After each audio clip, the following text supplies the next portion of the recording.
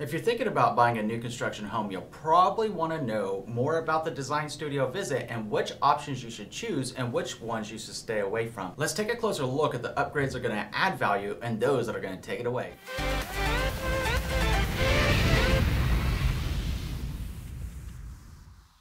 My name is Andrew Finney, and my passion is helping you make sense of real estate. If you need help finding a top agent near you, or if you simply want to drop me a line to say hello, my contact info is below. If you're new here, please go ahead and subscribe to this channel now and like this video. Thank you. All right, my friend, as we begin your journey into the new construction process and we're considering your design studio visit that's going to be happening here, I want to prepare you for the realities and the sticker shock that you're about to see. Whenever you consider the base price of your home, it is important to note that a lot of people will spend between 7% to 15% of the base price in options. So if you're buying a $500,000 house, that's a staggering sum of money. Consider that $500,000 times 7% is $35,000. And when you're looking at $500,000 times 15%, you're looking at a staggering $75,000. So make sure that you're prepared for the realities of the expense, and let's guide you on the right path so that we can maximize your hard-earned money on the right options and knowing which ones to stay away from. Okay, so let's take a closer look at the 8 things that are actually worth your money. The first one being the kitchen. We all know that the kitchen will help sell the house into the future. And even though you're at the design studio right now or getting ready to go in the contract or new construction home, you probably don't have resale in your mind just yet. I'd ask you to keep it in perspective. Even if this is intended to be your forever home, what happens if life changes? It does have a funny way of doing that to us, so please keep it in perspective. And we know that a kitchen is going to be one of those items that are going to help sell your home. So when we're talking about the kitchen, what should we do and what shouldn't we do? One of the things that we'll want to consider in your kitchen is the upgraded cabinetry. Consider getting those 42-inch tall cabinets or better, and if they can actually take the cabinets to the ceiling line, it will give it a complete and finished look. See what kind of options that you have for cabinets and price it out on the resale to see if it's going to be better to do in new construction where you live or if it's going to be better for you to do after the fact. In many cases, cabinets are extremely difficult to do after the fact, and you may find it well worth the money in the new construction phase. Go ahead and upgrade those cabinets today. Another feature in the kitchen that you'll want to upgrade to is what's called a gourmet kitchen. Having a gourmet kitchen normally constitutes having more surface area space, having 2 ovens, and having a built-in microwave somewhere in the kitchen, right? So when we're taking a look at the gourmet kitchen, why is this going to pop? Because a lot of us spend a lot of time in the kitchen. So if we're spending a lot of time in the kitchen, we're probably cooking, and we like the idea of cooking. Maybe even if we're not trying to get our first Michelin star, we still like to cook, or at least the notion of trying to cook, right? So when we're being real with ourselves, we want to add that value to your kitchen because that gourmet kitchen is going to be well worth the expense. It's going to be something that pops in the mind's eye of a buyer on the resale side. Having helped a lot of families purchase the resale,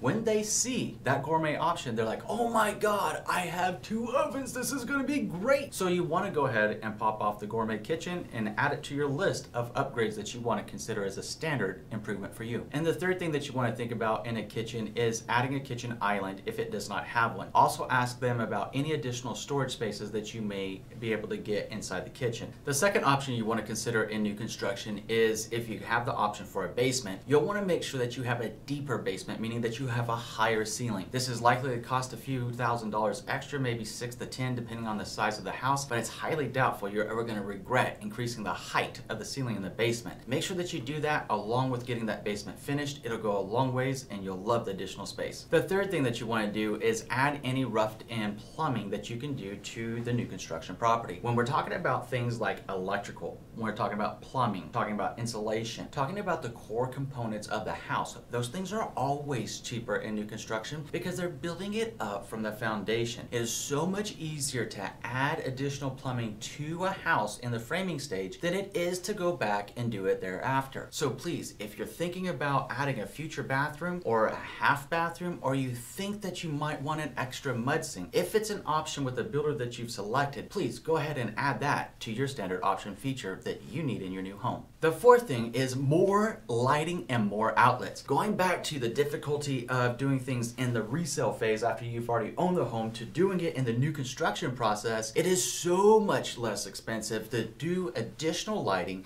and additional electrical outlet selections at the design studio video through the builder. Consider again that when you're in the framing stage, all they have to do is run additional wires, drop it down to an outlet, and there you go. Or all they have to do is put additional recessed lighting up at the top, can lights, whatever lighting options you've selected, and they go ahead and run all the electrical when it's in the framing stage. When you try to do this after the fact, now you're dealing with cutting into drywall. You gotta get people into the attic. You got people that have to go through and add additional breakers potentially into your electrical panel. So it starts getting very, very expensive just to add a few additional lights. And who doesn't like more light in a house? Let's go ahead and make that happen for you and illuminate your space. The fifth thing that you can do in the new construction phase is add any additional energy saving options. A moment ago, we highlighted the importance of insulation. Insulation is going to help keep your house hot in the winter and help keep your house cold in the summer by retaining your climate control within your house. Any additional energy savers you can do are not only good for the environment, but they're also good for your bank account. So review the different energy savers available through the builder and see what their green options are to see if they're right for you. It's always smart to save green by going green. The sixth thing that you want to do is see if you can get a larger garage. Who does not want a bigger garage? It seems like whether you're a guy or you're a gal, we all seem to enjoy the idea of adding additional cabinetry and storage space in the garage, whether it be an additional refrigerator, whether it be another freezer, or something along that manner. Well, we need the space. So see if the builder actually has it as an option to increase the size of the garage. Some will, some won't, but we never know unless we ask. The seventh thing you want to talk about is the additional storage options that builder may have. What additional little cubby holes, what additional storage areas can that builder provide in their options list to help you maximize your storage space in a house? It goes back to the way that we live and our lifestyles. We accumulate so much stuff over time, and we need a place to put all this stuff. So by having additional storage, even if we don't think we need it now, likely we will in the future, and thinking about future resale value, we don't know who is going to buy your home just yet until you decide to put it on the market in time. So why not plan for it, enjoy the additional storage while you're living there, and knowing that it's doing a good thing for your resale value into the future. The eighth thing is flooring. Of course, the flooring is one of the most important aspects of a home, and you need to consider this option wisely. There are a lot of carpet upgrades out there, but more important than the carpet itself is the actual pad underneath the carpet. Always invest more money into the pad of your carpet, because that's what actually cushions the carpet. That's what makes it feel like a cloud when you're walking in over your carpet. So if you're choosing a carpet option, spend more money on the pad than you would on the carpet. When you're considering flooring, there's a lot of different types, and we'll talk about that a little bit more in a moment. Speaking of the things that aren't worth it, let's go ahead and forget about upgrading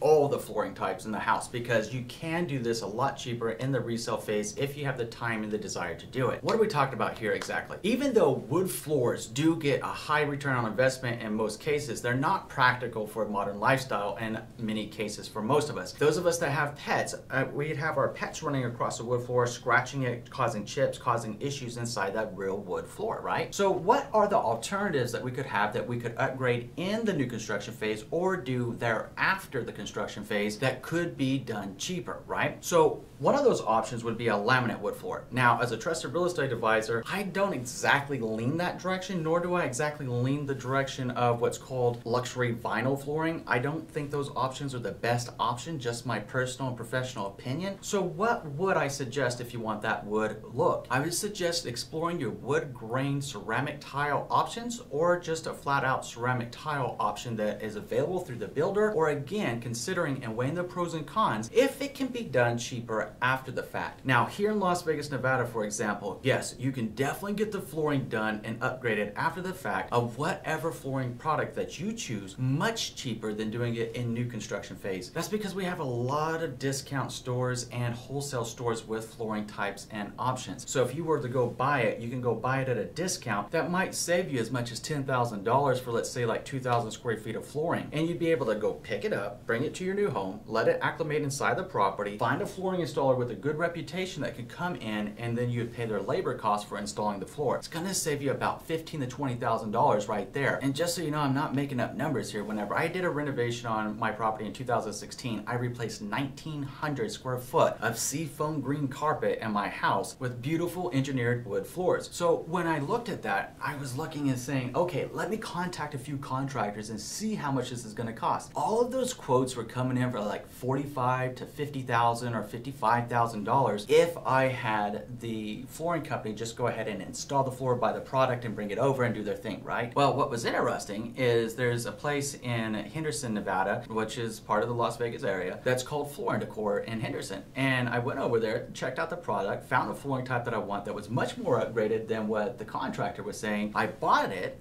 for about $12,000 to $15,000, all the product that I would need, and then I was able to turn around and spend another $12,000 to $15,000 on the labor to have it installed. So as opposed to paying up to $55,000 all in, I paid $30,000 and I was able to save $25,000 in the process. So that's one of the considerations you want to weigh and see what kind of options are available. What's the best way to get this information? Besides Google, you could talk to your trusted real estate advisor assisting you with your new home construction purchase. The second thing to skip are fixtures. When we're thinking about the fixtures, you can get everything that's upgraded underneath the sun when we're talking about like lighting fixtures, we're talking about kitchen fixtures, bathroom fixtures, and all that fun stuff. But this goes back to the reality that you can get that stuff of any caliber that you want much cheaper from online sources, maybe even like Lowe's, Home Depot, Ace Hardware, any of those home stores that are out there. You can generally buy the exact product that you want for far less money than the builder is going to charge you up front in the building construction phase. So please, if you want upgraded fixtures,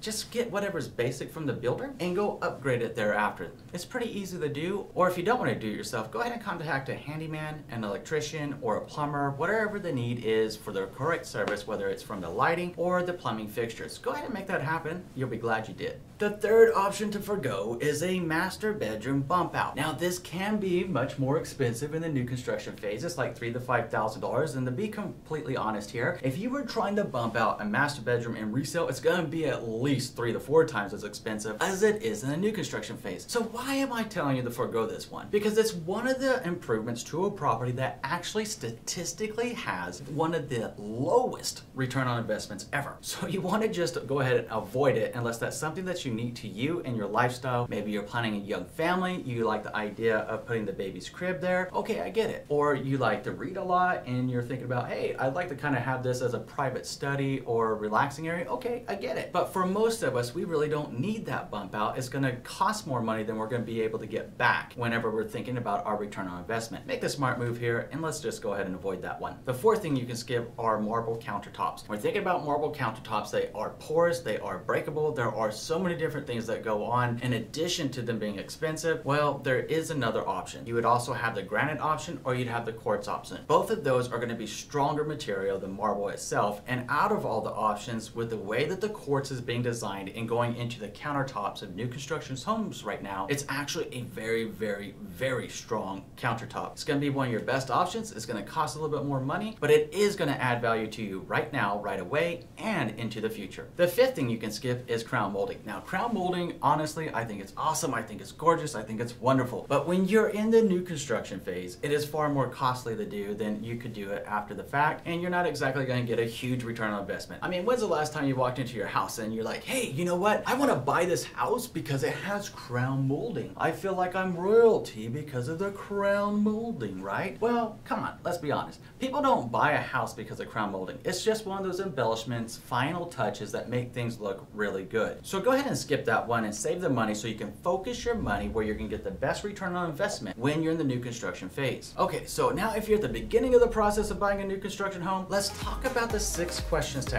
ask when buying a new construction home and getting real about new construction versus pre-owned homes. Which is better? Looking forward to our next conversation. We'll see you in a few.